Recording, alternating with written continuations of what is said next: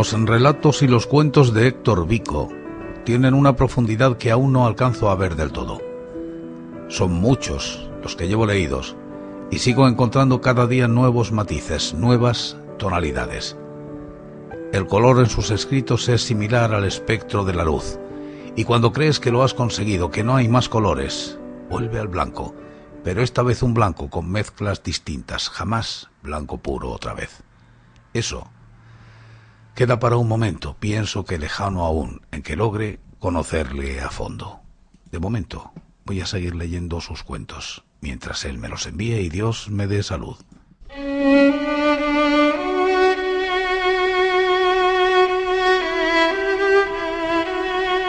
Mildres, de Héctor Vico. Cuánto penar para morirse uno. Miguel Hernández. Se ha muerto una mujer. No es la única, pero sí una de las mejores y más íntegras que he conocido.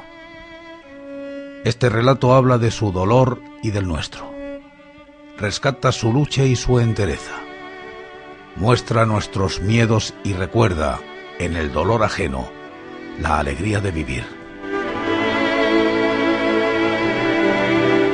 De tanto en tanto busco en la poesía sucesos similares a los reales. Los grandes poetas, con su alma sensible, tienen el talento para contar con pocos versos cualquiera de las más grandes tragedias cotidianas. Lo hacen de una manera bella, con música de palabras, a pesar de desarrollar en algunos casos la más cruel de las miserias humanas. La historia que aquí cuento ocurrió en realidad, y lamento no poseer la habilidad suficiente para desarrollarla en toda su magnitud. No encuentro las palabras, los matices y los giros expresivos adecuados o correctos para graficarla en todo su tremendismo. Sucedió tan cercana y fatal que necesito contarla para tratar, una vez desarrollada, de aceptarla y comprenderla. Soy afecto a pensar que no existen las casualidades y que todo ocurre por alguna razón y que los sucesos se darán a pesar de todo. Los hechos no ocurren aislados unos de otros, sino que unos llevan a otros por razones que en nuestra pobre humanidad no alcanzamos a comprender. Las cosas deben de ocurrir por algo y para algo. Para madurar, para aprender, para crecer, para elevarnos a Dios. No sé, puede que para todo eso o tal vez por nada de eso, pero es difícil aceptarlo. Cuando el dolor desborda y la carne se martiriza, solo entonces nos asalta la duda y en este instante no debo dudar. Solo debo aceptar la realidad tal como aconteció. Y mi manera de exorcizar las lágrimas es contar esta historia. Narrarla es encontrar el antídoto idóneo para neutralizar el devastador dolor que nos produjo en los 4 de los 12 años que compartimos las 8 personas de aquella oficina. Que por alguna razón fuimos nosotros 8 y no otros los que coincidimos en el lugar y el tiempo preciso en que aquello ocurrió. Al cerrar los ojos, evoco el último instante en que estuvo con nosotros y revivo el rosario de angustias de aquellos días. Todo transcurre muy lentamente. Las cosas y las personas se mueven a una imperceptible velocidad. La escena toda parece atrapada en el centro de un gran huracán y en realidad, a juzgar por los últimos acontecimientos, los presentes tenemos en nuestros rostros huellas similares a las que sin duda lucen aquellos que han sorteado una gran tormenta. La cortina metálica de la casa funeraria comienza a ser enrollada. El ruido que produce no concuerda con el lento movimiento casi viscoso de su rotación en torno al eje que la sostiene. Un largo coche gris, muy despacio y casi en silencio, inicia la marcha para estacionarse en medio de la calle en espera de su triste cargamento. su puerta trasera es abierta por los dependientes que, acostumbrados a estos menesteres, hacen todo con caras circunspectas, ajustando detalles de último momento para dar inicio al luctuoso cortejo. El aire es muy frío, muy raro, para aquel diciembre aciago. El cielo, parcialmente cubierto, derrama una tenue llovizna y obliga a los presentes a guarecernos bajo el follaje de las acacias que adornan el frente de la casa velatoria. Con rostros adustos observamos el ir y venir del personal afectado. Fuimos formando distintos grupos alrededor de aquel coche, que aún tiene su puerta trasera levantada.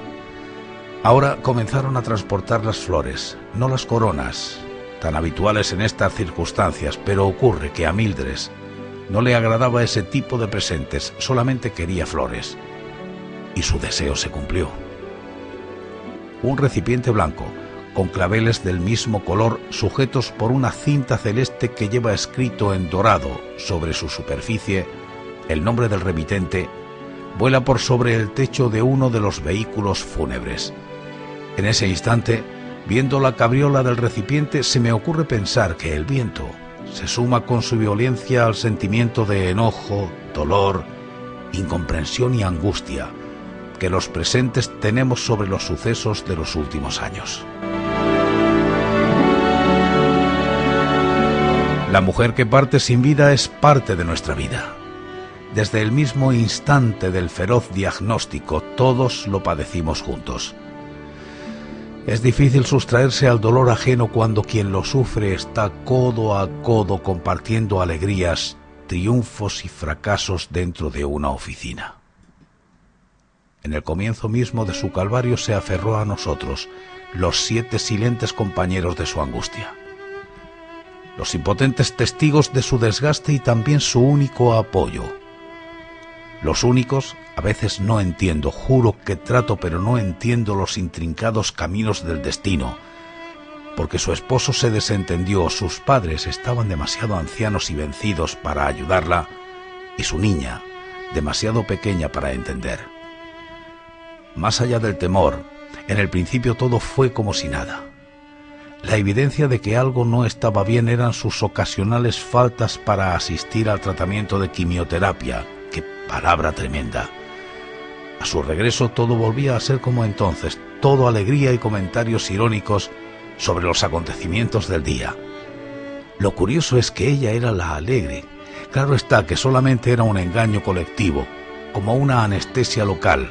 Duró un tiempo, algo más de un año.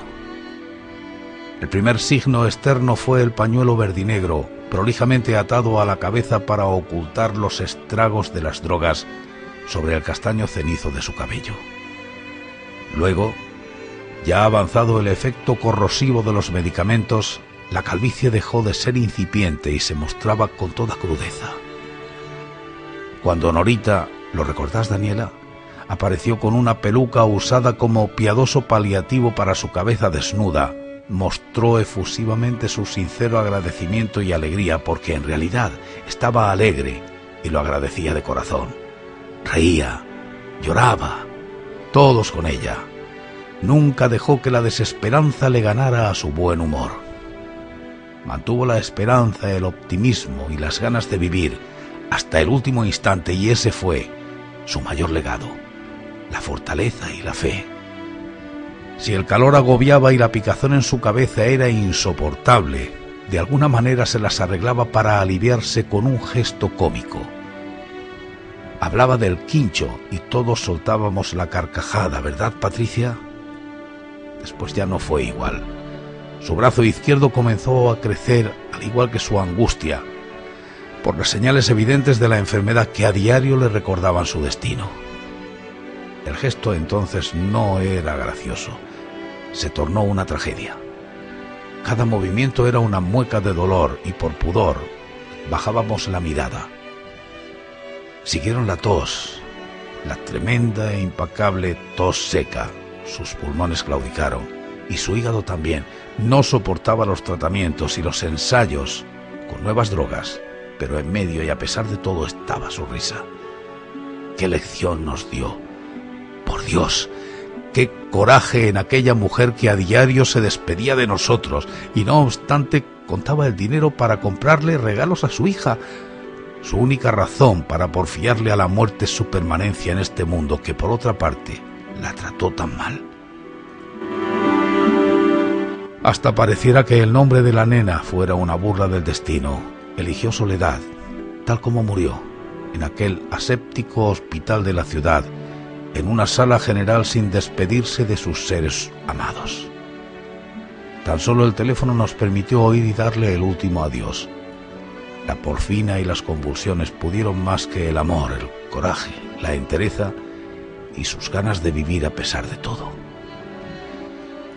En las inmediaciones de la casa mortuoria se notan los movimientos previos al inicio del cortejo. Los grupos dispersos sobre la vereda comienzan a despejar el sector por donde deberá pasar el féretro. Algo más retirada, Soledad juega como ajena a todo. Canta, salta, corre y tal vez espera que todo concluya para regresar a casa con su madre. Sabe que ella está en el interior de aquella casona, pero un milagroso mecanismo defensivo impide que tome conciencia de lo irreversible de la situación.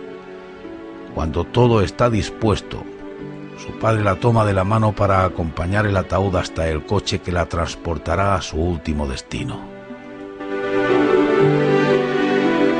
Fue en ese instante que la contundencia de la inocencia montada en la voz de una pequeña niña me golpeó de tal manera que aún hoy no encuentro respuesta a su pregunta. «Papi, ¿a dónde va mamá?» Todos quedamos en silencio. Todos bajamos la cabeza.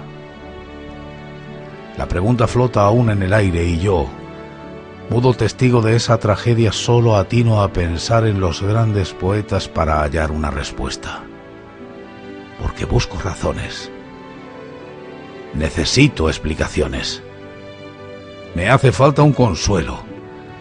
Por entre el llanto que lloro hacia adentro, Machado me dice que en todas partes ha visto caravanas de tristezas. No me alcanza. No lo acepto. En todas partes hay dolor. Sí, es cierto. Pero, ¿por qué tanto sobre alguien tan solo? Ninguna seguidilla de infortunios se me antoja más triste e inútil que esta. Tal vez algún día comprenda y acepte con cristiana resignación las pruebas a las que nos vemos expuestos. ¿Redime el dolor? ¿Las lágrimas de impotencia vertidas en el ocaso de una vida joven tienen su razón y su premio?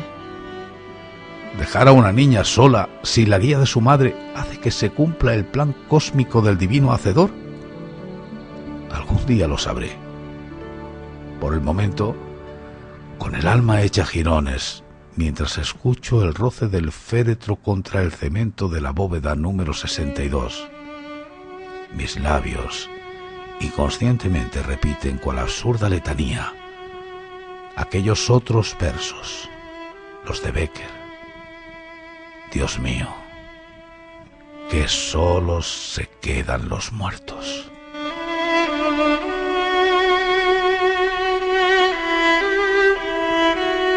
Vosotros ya sabéis, tomad siempre de estos relatos o cuentos lo que creáis más conveniente u oportuno, pero sobre todo, hacedme caso, de verdad.